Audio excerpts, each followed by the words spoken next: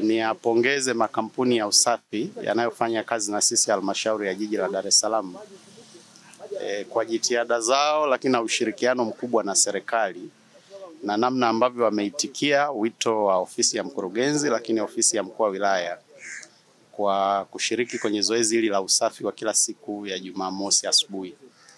Leo tumekuwa nao ikiwemo kampuni hii ya Juza.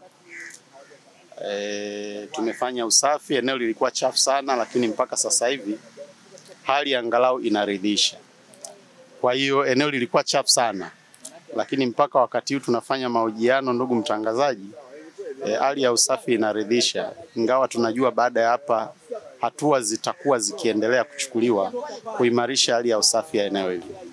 Ipi mikakati ya jiji la Dar es Salaam kuhakikisha jiji hili linakuwa safi na salama maeneo yote? Tunayo mikakati jiji la Dar es Salaam pia kwa kushirikiana na wadau kama nilivyotangulia kusema, kwa sababu swala la usafi ni swala mtambuka.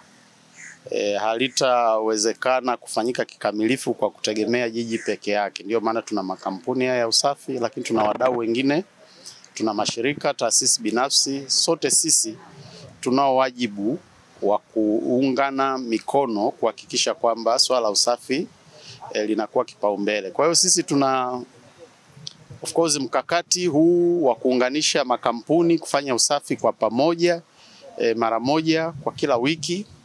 Lakini tunao usafi wa kuimarisha vitendea kazi. Kwa mfano tumenunua magari 5 makubwa kwa ajili ya kusaidia kusomba usafi na kuimarisha usafi baadhi ya maeneo.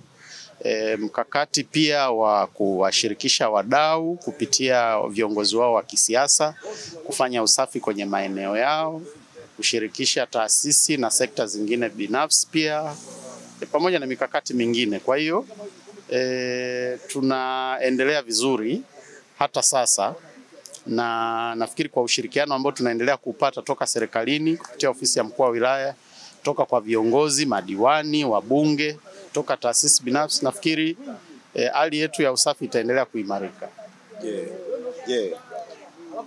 Kwa hali mlioanzisha hapa, itaendelea na sehemu nyingine au ni eneo hili tu kila siku? Hapana, hata leo haikuwa eneo hili. Kuna wengine walikuwa wanafanya kazi maeneo mengine. Kwa hiyo ili zoezi ni endelevu na litakuwa likiendelea kufanyika kwa kadri tutakavyokuwa tukiona kwamba maeneo gani yanahitaji kufanyiwa usafi wa aina gani kwa wakati gani. Kwa hiyo sio eneo ambalo linaishia hapa Dengu Beach. Ni eneo ambalo linafanyika maeneo mbalimbali ya jiji la Dar es Salaam ili hali ya usafi katika jiji lote la Dar es Salaam iwe bora na nzuri, kufanya wenyeji na wageni pia watuone kwamba sisi watu wa Dar es Salaam tunajali usafi na mazingira yetu.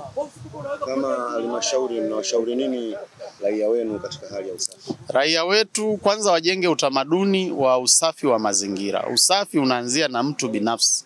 Kila mtu ahakikishe mazingira anayoishi, mazingira anayofanya biashara, mazingira anayofanya kazi yanakuwa safi. Jamii pia, mitaa iwe safi. Maeneo ya biashara kwenye masoko, kwenye magenge, kwenye maduka, wajenge utamaduni wa kuhakikisha mazingira hayo yanakuwa safi. Vyombo vya usafiri, daladala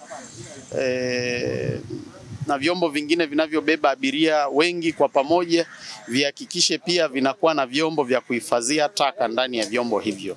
Kwa hiyo utamaduni ukiwa sehemu yetu, hatutapata shida sana ya kutumia nguvu kubwa kufanya usafi mkubwa wa pamoja, kwa sababu kila mtu amejitambua na amejua umuhimu wa kuwa na mazingira yaliyo safi, ikiwemo pia kusaidia kuimarisha hali za afya za watu wetu, kwa sababu tunajua uchafu huwa unaleta milipuko ya magonjwa. Na tokea mwanze kufanya usafi hapa Dengu Beach, unaonaje mwitikio wa watu na mapokeo yake?